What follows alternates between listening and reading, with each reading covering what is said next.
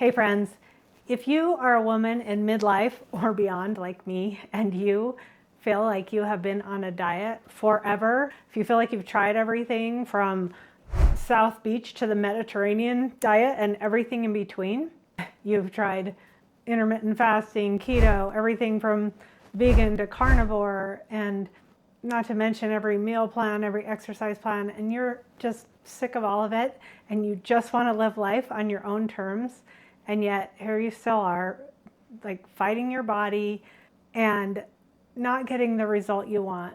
And the worst part is feeling like your best efforts aren't good enough and like you're still missing something. For me, the question that haunted me for years was like, what more do I need to do? I was trying. I had the information. Like you, I felt like I knew what to do and I was trying to do it, but it just wasn't getting me the lasting results that I wanted until it did. So if you can relate, this video is for you. Today, I'm going to share with you what finally moved the needle for me, so to speak, what took me from what seemed like an endless sort of chaotic inconsistency to lasting change. I'm going to share with you what I'm calling the 5 C's of lasting change. When I look back on my own journey, I can point to one moment in time and one thing that started me on the path to lasting change, and that is commitment. And I don't mean going from zero commitment to die-hard commitment. I mean going from committed, like trying to live a healthy life, trying to exercise regularly, trying to eat well, to a total commitment. And what I mean by that is at the beginning of 2024, I told my daughter Ellie and my husband, the sun will not set on 2024 until I lose at least 20 pounds. 20 turned into 40 that year and 50 overall. And what happened when I made that true commitment to figure out what was going to work and what was going to last was that I was finally ready to do whatever it took. Like, I didn't care what I had to forego or figure out. I was ready to do that because I was so tired of the alternative, the constant up and down and back and forth and trying to follow what worked for other people and just finding that it didn't work well for me in the long term. And you've probably heard the saying that when the student is ready, the teacher will appear. And that's what happened to me. I started finding YouTubers, maybe like you're finding this channel now, like Amy Fritz and Carla, who goes by Half of Carla, who had lost a lot of weight, more than I needed to lose, but I was still able to learn from them. And I just started finding the right information for me at that time. And then what I did with that information leads me into my second C, which is consistency. In the past, I had been consistently inconsistent. Like, I always exercised regularly. I tried to eat well, but I didn't do it every single day. I went for walks or did some other form of exercise, hiking or a class at the gym often. But then life would get in the way. I'd have a busy week. We'd be traveling, family events, just different things would come up. And then I'd miss a few days here and there. But when I got truly consistent with doing my exercise every day, and even more importantly, weighing myself and my food and logging what I was eating, what I weighed, and other things that I've talked about in other videos, when I got consistent with those habits, and not perfect, but very, very consistent, that's when things really started to change and stick. And that leads me into my third C, which is the dreaded counting calories or making calories count or logging your food, whatever you want to call it. And I hate telling you this because I know people hate hearing it, but I truly had to find the correct calorie allowance and stay within that each day, or at least over the course of a week. And that was different when I was losing weight versus in maintenance, but I still do it to this day. And I've talked about that in other videos. But the main thing was I was consistently staying in the right calorie range for my goals at the time.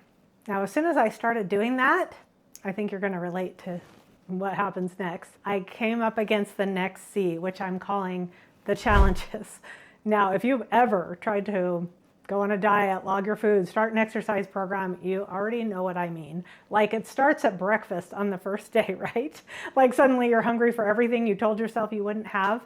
And that is a fact of life. That is our 2-year-old toddler brain that will forever live inside of us saying, you can't tell me what to do. I want what I want. I'm a grown-up. I can do what I want. No one can tell me what to eat. I don't want to do that. And it's totally normal. Just like if you've had a 2-year-old, they're going to throw a fit when you don't give them what they want, when you have to tell them no because it's in their best interest. It's kind of a matter of not telling yourself no, but just, I guess, reining it in to some certain parameters. And you're going to have those challenges, like you're living real life. And that's why it's so hard to be consistent, like I was just talking about. You're going to go to barbecues, buffets, family events, parties, go on trips, all of those things. What became super important for me was acknowledging all the challenges that I was facing and starting to find ways to overcome them. And I've shared some of the best ways that I've done that in some other videos, like my videos on food swaps and eating out.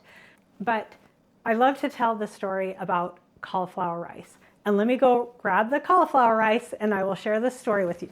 Probably about 7 years ago or so, I was working with a trainer, and that was when rice cauliflower just started to be a thing. And I told her, like, if I have to eat cauliflower rice, I am not doing that. Like, I am never going to be that obsessed woman that won't eat just normal rice. And the funny thing was, I had never tried cauliflower rice. I never tried it until finally I got committed to losing the weight, and I finally started to count calories, and I realized this cauliflower rice has 20 calories in a 1-cup serving, while this organic jasmine rice has 180 calories a serving.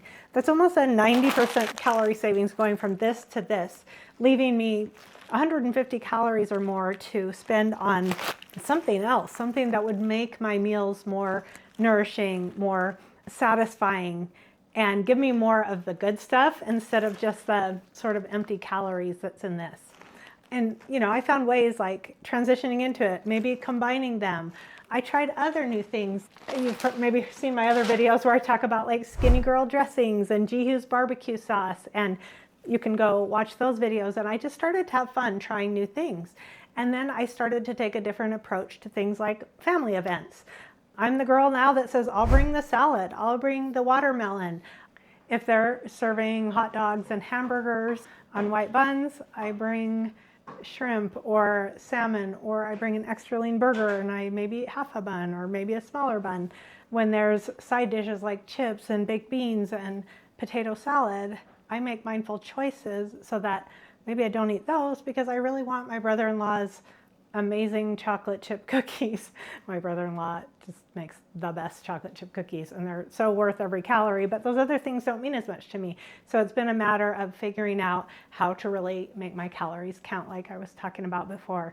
And challenges like traveling. Well, my husband and I have a little system with, you know, we take our smoothie packets with us and we have those for breakfast a lot of days. Or we take tuna fish sandwiches when we go out hiking and go on adventures for the day. So things like that I have learned to do gradually. You know, you can actually have fun with it and it's really empowering. And when you start to empower yourself like that, then you can have the 5th C, which is confidence.